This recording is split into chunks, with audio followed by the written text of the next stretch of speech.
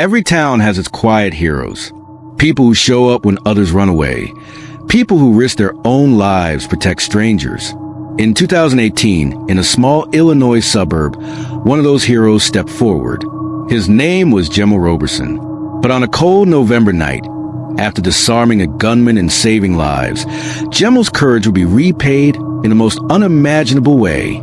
He was shot, not by the man he stopped, but by the very police officer called to help. Tonight, we unravel the chilling story of Jemel Roberson, a man who died wearing the word security across his chest. Was this truly a tragic accident, or does the deeper story reveal something far more sinister? And most importantly, why was a hero mistaken for a threat? Jemel Roberson wasn't a stranger to hardship. Born in Chicago, raised in the heart of Illinois, he knew early on that the world could be dangerous. Friends described him as quiet, responsible, and deeply faithful. Jemel spent countless hours at church, playing keyboard during worship. But when he wasn't in church, he worked, often long nights, as a security guard at Manny's Blue Room, a local bar in Robbins, Illinois. It wasn't glamorous, but Jemel took pride in his job. He wore his uniform with seriousness, understanding that in communities where tension often ran high, security wasn't just about checking IDs or watching doors. It was about protection. It was about making sure people got home safe. Jemel had dreams bigger than security work. He talked about becoming a police officer one day. Ironically, he saw himself wearing the badge, protecting lives. Friends believed he had the temperament, the discipline, and most importantly, the heart. But fate would rob him of that chance. It was the early hours of November 11th, 2018, a Sunday. Manny's Blue Room was still buzzing, filled with the late-night energy of music, laughter, and drinks. But not every customer was in the mood for peace. Around 4 a.m., an argument broke out inside the bar. Heated words were exchanged, and soon fists followed. The fight escalated fast, and in the chaos, a man pulled out a gun. Panic swept through the room. Patrons ducked, scrambled, and screamed. But Jemel didn't panic. He rushed forward, tackling the man to the ground. With a mixture of strength and calm precision, Jemel wrestled the weapon away, pinning the man to the floor. Bar staff and witnesses later said Jemel had the situation under control. He was doing his job, protecting lives. The gun was out of the shooter's hands. No more shots were fired. No more blood was shed. But fate had other plans. Someone had already called 911. And when the Robbins police and officers from neighboring Midlothian arrived, they didn't see a hero. They saw a black man dressed in black. According to witnesses, Jemel was holding the suspect on the ground, his uniform still visible. The word security stretched clearly across his chest. He was controlling the scene, waiting for backup. But when the officers entered the bar, they didn't pause to ask questions. One officer shouted for Jemel to drop the gun. Eyewitnesses said Jemel began to comply, but within seconds, a shot rang out. A single bullet pierced the air. The officer fired. Jemel Roberson, the man who had stopped the shooter, who had risked his life to save strangers, collapsed to the ground. People screamed. Some cried out, "He's a security guard." That's the wrong man. But it was too late. The officer had pulled the trigger. The aftermath was chaos. Patrons stood frozen in disbelief. Staff members yelled that Jemel was one of them, that he had just saved their lives. But the police officer insisted he hadn't known, that in the heat of the moment, all he saw was a man with a gun.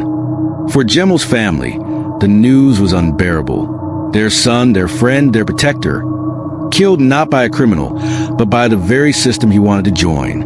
His mother would later tell reporters, "My baby was the good guy. Why couldn't they see that?" The community erupted in grief and outrage. To them, this wasn't just a mistake. It was a pattern. Another black man killed, misidentified because of how he looked.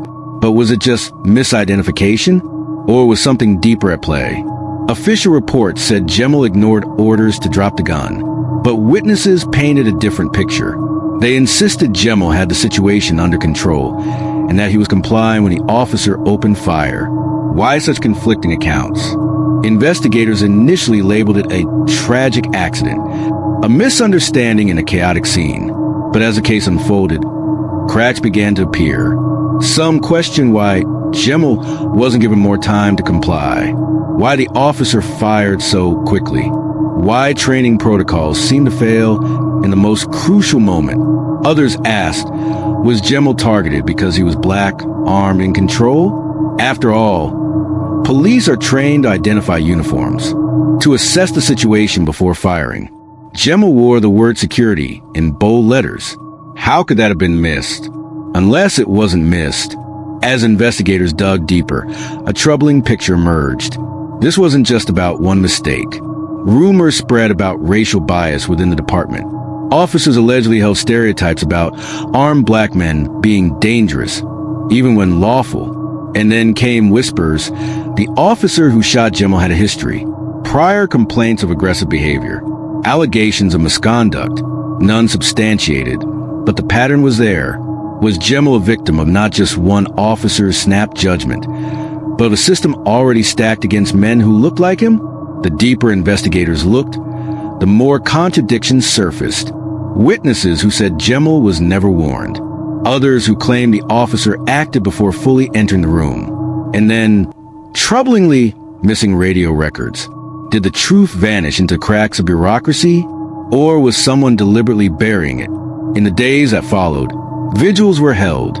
Candlelight flickered outside Manny's Blue Room. Strangers laid flowers, prayed, and wept. Jemel was remembered not as a victim, but as a hero. His church mourned the loss of their talented musician. His family mourned the loss of their protector, and his community mourned the loss of a man who had embodied courage. But even as they grieved, they demanded answers. Why was the man who saved lives shot down? Why did it take seconds to erase a life that had shown nothing but promise? And why in America does the story sound so familiar? The case against the officer dragged on. Lawsuits were filed.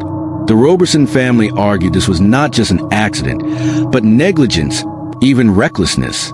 The officer, meanwhile, insisted he feared for his life. But here's the twist. Some insiders began to speculate whether Jemel was killed because he was too effective. Think about it.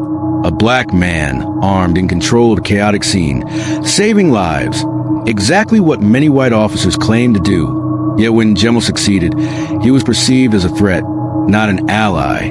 Was Jemel's very competence threatening to a system that struggles to see black men as protectors, rather than perpetrators? Jemel Roberson's story isn't just about one night, one bar, one bullet. It's about what happens when perception outweighs reality. When a man in uniform, clearly marked security, still isn't safe. He wanted to wear a badge one day. Instead, he died with a bad-shaped hole in his future. So we ask, why was Jemel mistaken for the threat? Or was it truly a split-second error? Or was it years of bias, training failures, and systemic blind spots coming to a head?